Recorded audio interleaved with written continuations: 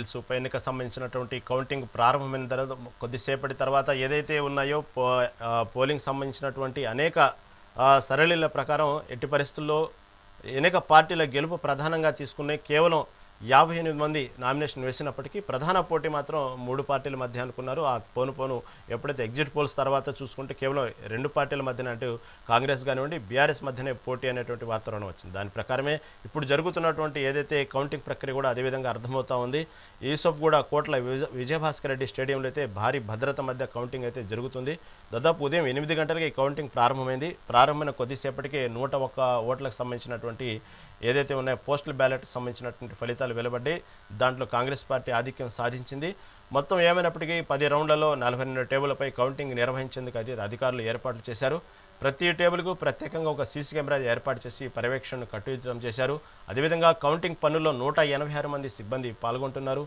ఇక మనం అనుకున్నట్టుగానే మొదటిగా పోలైనటువంటి ఏదైతే 101 పోస్టల్ బ్యాలెట్లకు సంబంధించి కాంగ్రెస్ అయితే ఆధిక్యం సాధించింది. అదేవిధంగా ఈ ఈవీఎంల లెక్కింపు మొదలైన కొద్దిసేపటి తర్వాత ప్రస్తుతం ఉన్నటువంటి తొలి రౌండ్ కంప్లీట్ అయ్యేటప్పటికీ కాంగ్రెస్ పార్టీ అభ్యర్థి నవీన్ యాదవ్ అయితే 3000 ఓట్ల ఆధిక్యంలో ఉన్నారు. తర్వాత ఇప్పటికే రెండవ రౌండ్ కూడా ప్రారంభమైంది కొద్దిసేపటి క్రితం. ఈ మొత్తం ప్రక్రియ 2 నుంచి 3 గంటల్లోనే పూర్తయ్యేటువంటి అవకాశం ఉందని అధికారులు కూడా అంచనా వేస్తున్నారు. ఇటు కౌంటింగ్ కేంద్రం వద్ద అయితే 144 సెక్షన్ అమల్లో ఉంది. ఇటు జూబ్లీహిల్స్ నియోజకవర్గంలో మొత్తం ఓటర్లు అయితే 4,01,365 మంది ఉంటే మొన్న జరిగినటువంటి ఏదైతే నవంబర్ 11న జరిగిన పోలింగ్లు అయితే 48.4% పోలింగ్. అంటే మొత్తం పోలైన ఓట్లలో 1,94,621 ఓట్లు పోలైనవి 4 లక్షల్లో.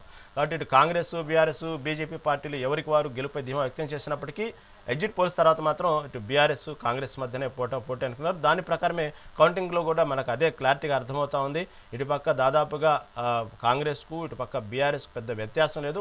పోటీగానే కౌంటింగ్ జరుగుతుంది. కాబట్టి ప్రతి రౌండు చాలా ఉత్కంఠభరితమైన వాతావరణమే అర్థమవుతా ఉంది. దాదాపుగా ఏదైతే ఎర్రగడ్డ చివరి రౌండు ఆ ఎర్రగడ్డ ప్రాంతానికి వచ్చేదాకా మనం దాదాపుగా ఫైనల్ ఇదే తుది తీర్పు అనేది చెప్పడానికి ఛాన్స్ లేకుండా పోయింది.